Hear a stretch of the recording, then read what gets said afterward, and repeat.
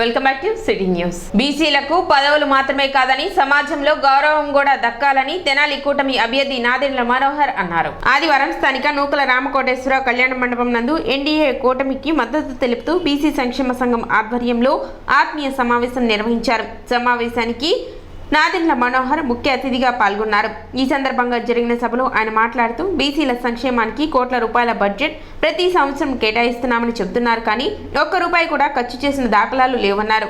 ముఖ్యమంత్రి చెప్పేది ప్రతిదీ అబద్ధమేనని అన్నారు.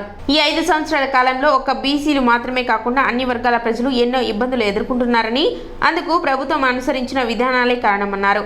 పొత్తు అనేది తమ స్వార్థం కోసం కాదని, జగన్ ని గద్దెదించేందుకు రాష్ట్ర అభివృద్ధి కొరకు మాత్రమే అన్నారు. ప్రజలు ఈ విషయాన్ని గమనించాలని చెప్పారు.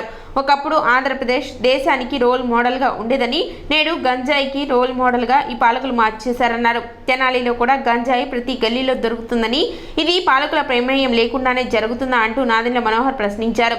పాలకులు దీనిని ఎందుకు నియంత్రించలేకపోతున్నారని మండిపడ్డారు. సంక్షేమం కోసం, అభివృద్ధి కోసం కలిసికట్టుగా పనిచేద్దామని, తెనాలికి పూర్వవైభవం తీసుకొద్దామని, అందుకు రానున్న ఎన్నికల్లో కూటమి ప్రభుత్వాన్ని ఏర్పాటు చేసుకుందామని నాదెండ్ల మనోహర్ తెలిపారు.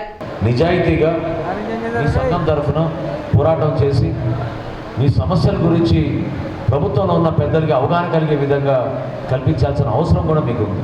ఆ 4 లేన రహదారిలో ఎంతమంది ప్రతిరోజు యాక్సిడెంట్లు గురవుతున్నారో, ఇబ్బంది పడుతున్నారో అది లేక మీకు బాగా తెలుసు. కాబట్టి ఆ రోడ్ నిర్మాణం మనం ఈ మంగళగిరి వరకు తీసుకెళ్ళి జాతీయ రహదారితో అనుసంధానం చేసి, అదేవిధంగా గుంటూరుకి వెళ్ళే రహదారిని కూడా 4 లేన రహదారి చేయాలి. గత 2-3 సంవత్సరాల నుంచి ఎంతమంది మన బిడ్డలు అక్కడ యాక్సిడెంట్ జరిగి చనిపోయారో మీ అందరికీ తెలుసు. ఇవి వాస్తవాలు. సంక్షేమం విషయంలో ఎప్పుడు కూడా తగ్గకుండా మనం ఇచ్చినన్ని రేషన్ కార్డులు, మనం ఇచ్చినన్ని గ్యాస్ బండలు, మనం ఇచ్చినన్ని పెన్షన్లు, ఎంతోమందికి ఇల్లు కట్టించుకునే అవకాశం గతంలో నేను శాసనసభ్యుడిగా ఉన్నప్పుడు చేశాను. అది గొప్పగా నేను భావించడం లేదు, కానీ ప్రజలు గుర్తుపెట్టుకున్నారు. రాజకీయ నాయకులు ప్రమేయం లేకుండా ఈరోజు ప్రతి బడ్డీ కొట్టిలో కూడా గంజాయి దొరికేటట్టు మన తెనాలి నియోజకవర్గంలో ఎందుకు అట్లా విస్తరించింది? కేవలం యువతని మత్తులో తీసుకెళ్ళిపోయి వాళ్ళు ప్రభుత్వాన్ని ప్రశ్నించకూడదు, జగన్మోహన్ రెడ్డికి వ్యతిరేకంగా మాట్లాడకూడదు, ఉద్యోగ అవకాశాల గురించి వాళ్ళు మాట్లాడకూడదు అనే ఉద్దేశంతో, దురుద్దేశంతో వాళ్ళు చేసిన కుట్ర ఇది. లేకపోతే గంజాయి ఈ విధంగా వెళ్తుందో చెప్పండి. పోలీస్ అధికారులకు తెలీదా? పట్టణంలో ఎవరున్నారా 10 మంది ఇది సరఫరా చేసేది? పట్టుకోలేరా వాళ్ళని రాత్రికల్లా? సింపుల్ విషయం అది. ఎవరైతే పట్టణంలో ఇటువంటి కార్యక్రమాలు చేస్తున్నారో వాళ్ళపైన కొరడా జోలిపి ఎట్టి పరిస్థితులు జరగకూడదని పాలకులు నిర్ణయం తీసుకోలేరా చెప్పండి. మేము ప్రభుత్వం నుంచి బడి పిల్లలకి ఇచ్చే స్కూల్ యూనిఫామ్ 3 జతలు మేము నేతన్నల దగ్గరే కొన్నామని చెప్పాడు. పచ్చి అబద్ధం అది. Mafatlal industries, Grasim, denim industries, ఒక 5 ఇండస్ట్రీలు బాంబేలో ఉన్న కంపెనీలకి వీళ్ళు ఆర్డర్లు ఇచ్చి కొని మోసపూరితంగా ఈ విధంగా మాట్లాడి ముఖ్యమంత్రి ఈరోజు సడన్గా ఓట్లు కావాలి కాబట్టి మన నేతన్నల దగ్గరకు వచ్చి ఇట్లా మాట్లాడుతుంటే ఏమైపోతుంది చెప్పండి. ప్రతి ఒక్కరిని ఇబ్బంది పెట్టాడు, ప్రతి వర్గాన్ని ఇబ్బంది పెట్టాడు. పాఠశాలల్లో మన బిడ్డలకి చదువుకునే అవకాశాలు కల్పించకుండా పోయింది. పోలవరం గురించి ఏం మాట్లాడారో మీకు తెలుసు, అమరావతి గురించి ఏం మాట్లాడారో తెలుసు. కాబట్టి మనం మాట్లాడుకుంటూ పోతే గంటలు సరిపోతుంది, కానీ సరిపోదు. ఎన్ని గంటలు మాట్లాడుకున్నా సరిపోదు. నేను మీకు చెప్పేది నిజాయితీగా, మనస్ఫూర్తిగా మీ సంక్షేమం కోసం, మీ అభివృద్ధి కోసం, మన ప్రాంతాన్ని మనం కలిసికట్టుగా అభివృద్ధి చేసుకుంటే ఒక మాట పైన మరొకసారి తెనాలికి ఆ పూర్వ వైభవం తీసుకొచ్చే విధంగా మనం కష్టపడి పనిచేద్దాం. విలువలతో కూడిన రాజకీయాలు చేయడానికి కోసమే మేము ముందుకు వచ్చాం. ఎందుకంటే రేపటి రోజున మన ఆంధ్రప్రదేశ్ని మరొకసారి నిర్మాణం దశలో ముందుకు తీసుకెళ్ళాలి. ఆంధ్రప్రదేశ్ అభివృద్ధి చెందాలి. ఇతర రాష్ట్రాలతో పోల్చుకుంటే చాలా దెబ్బతినిపోయాం మనం. ఆ పరిస్థితి రాకూడదని ఒక ఆలోచనతో పవన్ కళ్యాణ్ గారు, చంద్రబాబు నాయుడు గారు, నరేంద్ర మోడీ గారి నాయకత్వంలో ఈరోజు ఆ నిర్ణయం తీసుకుని ముందుకు వచ్చాం. అందరం కలిసి ముందుకెళ్దాం, కలిసి పనిచేసుకుందాం. సమావేశంలో బీసీ సంక్షేమ సంఘం అధ్యక్షులు Kesina Sankara Rao, Janasena star campaigner RK Naidu, Guntur జిల్లా బీసీ సంఘం నాయకులు జొన్నాదుల వెంకటేశ్వరరావు, పలువురు రాష్ట్ర వ్యాప్త బీసీ సంఘ నాయకులు పాల్గొన్నారు. మనకి సక్సెస్ వచ్చినప్పుడు చాలా మంది స్నేహితులు ఉంటారు, కానీ మనకు ఎదురు దెబ్బలు తాకినప్పుడు ఎవరో ఒక్కరే ఉంటారు. అలాగే పవన్ కళ్యాణ్ గారు ఈ 10 సంవత్సరాల్లో ఆయన ఎదురు దెబ్బలు తగిలినప్పుడు ఒక కవచంలా నిలబడ్డ ఒకే ఒక వ్యక్తి నాదెండ్ల మనోహర్ గారు. అది 2 రాష్ట్రాల్లో తెలుసు, నిజంగా ఒక అంటే బాగున్నప్పుడు ఎలా ఉన్నా సరే ఆయన చెయ్యి విడిచిపెట్టకుండా జనసేనని ఈ రేంజ్కి తీసుకెళ్ళాలంటే ఆయన పాత్ర ఇంకా అందరికీ తెలిసిందే. థ్యాంక్ యూ సాము సార్. ఈ సంఘం అంటే ఎంత స్ట్రాంగ్గా ఉండాలో నాకు 5 సంవత్సరాలు అర్థమైంది. ఏంటంటే బీసీలు ఎప్పుడు సంక్షేమ పథకాలు కోసం చేయాల్సిన స్థితిలోనే ఉన్నారు తప్ప ఈ ప్లేస్కి రాలేదు. ఎప్పుడు సంక్షేమ పథకాలు తీసుకున్నామా, ఎప్పుడు మాకు ఎవరో హెల్ప్ చేస్తారనే దాంట్లో బ్రతికారు. నాకు తెలిసి ఈ కూటమి ప్రభుత్వం ఏర్పడిన తర్వాత జనసేన, బీజేపీ, టీడీపీ కూడా ఏర్పడిన తర్వాత డెఫినెట్గా బీసీలకి రాజ్యాధికారం కల్పించే స్థితిలో ఉంటుందని మనస్ఫూర్తిగా నమ్ముతున్నాను. ఇప్పుడు ఆంధ్రప్రదేశ్ అంటే నాకు ఇష్టమైన అంటే నా స్నేహితులు, నా గురువులు అందరూ ఇక్కడే ఉన్నారు. నేను ప్రతిదీ నేర్చుకుంది ఇక్కడే. సో మీ అందరినీ మరొకసారి శిరస్సు వంచి అడుగుతున్నాను, ఈ వచ్చే 5 సంవత్సరాలు కాదు, మనం వేసే ఓటు ఒక 10 సంవత్సరాలు నిర్ణయిస్తుంది. నాదెళ్ల మనోహర్ గారు లాంటి నాయకులు తెనాలి పట్టణంలో ఉండి వాళ్ళని గెలిపిస్తే మీరు అభివృద్ధిని ఎలా చూస్తారంటే అలాంటి గ్రేట్ లీడర్ ఉండడం మీ అదృష్టంగా ఫీల్ అవుతున్నాను. డెఫినెట్గా ఒక కమిట్మెంట్ అంటే ఏ రోజు నాకు సార్ని అడిగాను, సార్ నేను ఎలాంటి వాటి గురించి మాట్లాడాలి అంటే తెలంగాణ రాష్ట్ర ఎన్నికల టైంలో మనం పాలసీల గురించే మాట్లాడాలి, పర్సనల్గా ఎవరిని విమర్శించవద్దు అంటే ఎంత ఉన్నతమైన వ్యక్తిత్వం అనేది. పాలసీల గురించి తప్పితే ఎప్పుడు ఒక పర్సనల్ అటాక్ చేయని ఒక మౌనత వ్యక్తి. ఆయన అభివృద్ధి గురించి తప్ప, సంక్షేమం గురించి తప్ప వేరే అసలు ఆలోచించరు. సో అలాంటి వ్యక్తిని మీరు గాజు గ్లాసు గుర్తు పైన ఓటేసి గెలిపించి, కూటమిని గెలిపించి అభివృద్ధి దిశగా మీ అండదండలు అందించాలని మనస్ఫూర్తిగా అర్థిస్తున్నానమ్మా. మళ్ళీ విజయోత్సవ సభలో ఇక్కడికి వస్తాను సార్, మళ్ళీ వస్తాను మా దగ్గరికి.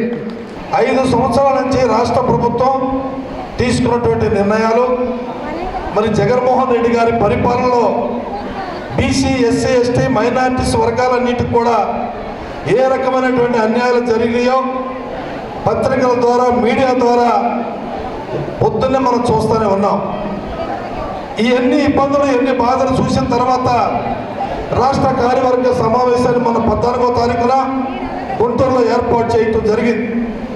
ఆ సమావేశంలో దాదాపు 1000 మంది ఆ ప్లేనరీ సమావేశానికి హాజరవటం, అందరి యొక్క కష్ట సుఖాలు, అందరి యొక్క బాధలు, ఏ విధమైన నష్టపోయాం, ఏ విధంగా ప్రభుత్వ పరంగా మాకు అన్యాయాలు జరిగినాయి అనేటువంటి అంశాల మీద చర్చించి ఏకగ్రంగా ఎన్డీఏ కూటమికి మద్దతు తెలియజేద్దామని చెప్పని గుంటూరులో ఏకగ్రంగా తీర్మానం చేసినటువంటి విషయం మీ ద్వారా నేను తెలియజేస్తా ఉన్నా.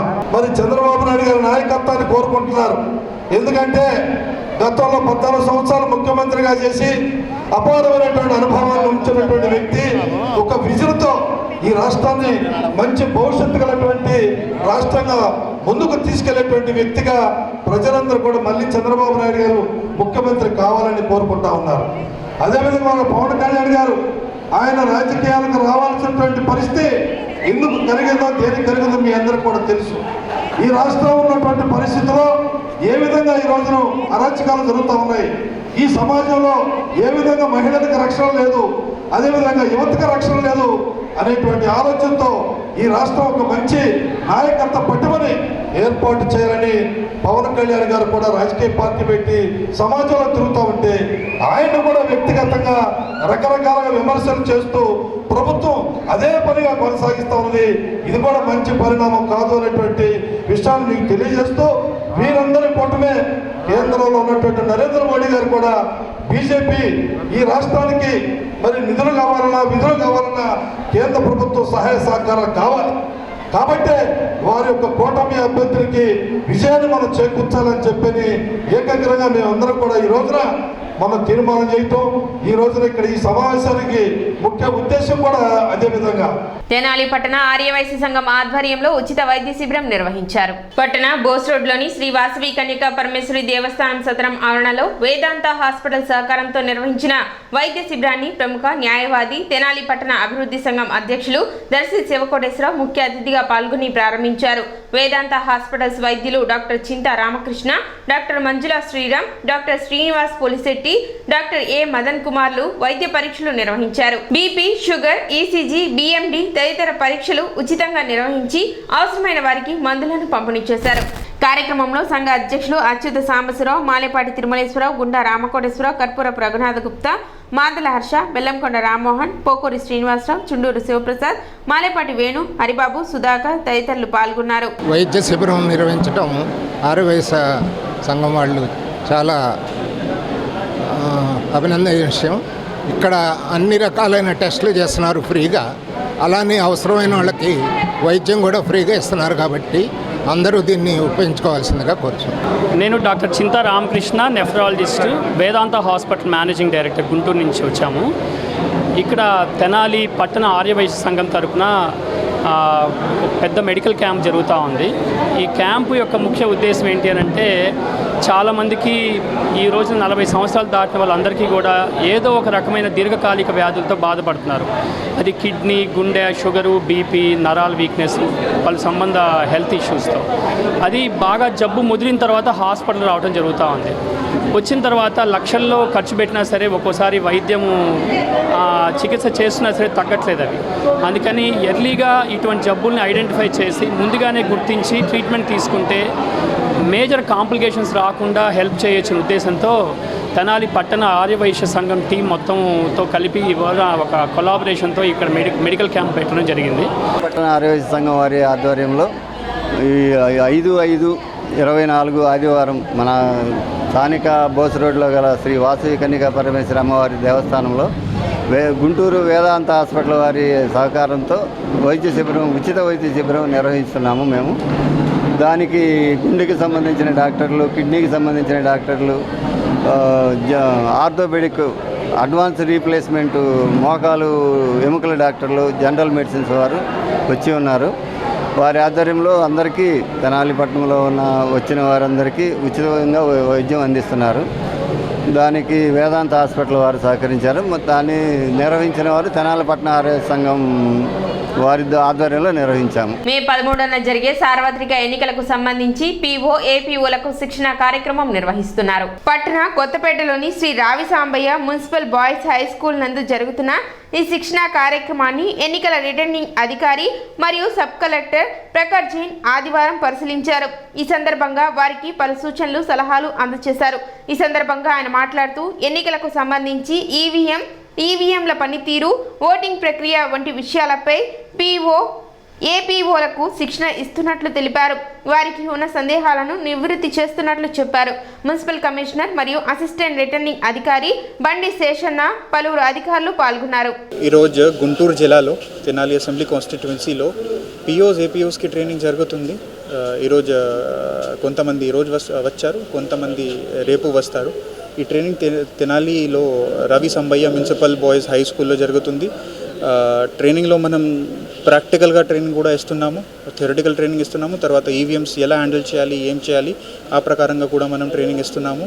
తర్వాత కూడా డౌట్స్ అయితే మనం వాళ్ళకి సొల్యూషన్స్ ఇస్తాము. తర్వాత ఇక్కడ ఈసీఐ ఇన్స్ట్రక్షన్స్ ప్రకారంగా ఈ ట్రైనింగ్ తర్వాత వాళ్ళు ఓటు వేయడానికి కూడా ఆప్షన్ ఉంది. ఆ రోజు వాళ్ళు అందరూ ఎలక్షన్ డ్యూటీలో ఉంటారు. అందుకని ఈసీఐ ఇన్స్ట్రక్షన్స్ ప్రకారంగా వాళ్ళు ఈరోజు వాళ్ళకి ఆప్షన్ ఉంది పోస్టల్ బ్యాలెట్ ద్వారా ఓటు వేయడానికి. ఇప్పుడు చిన్న విరామం.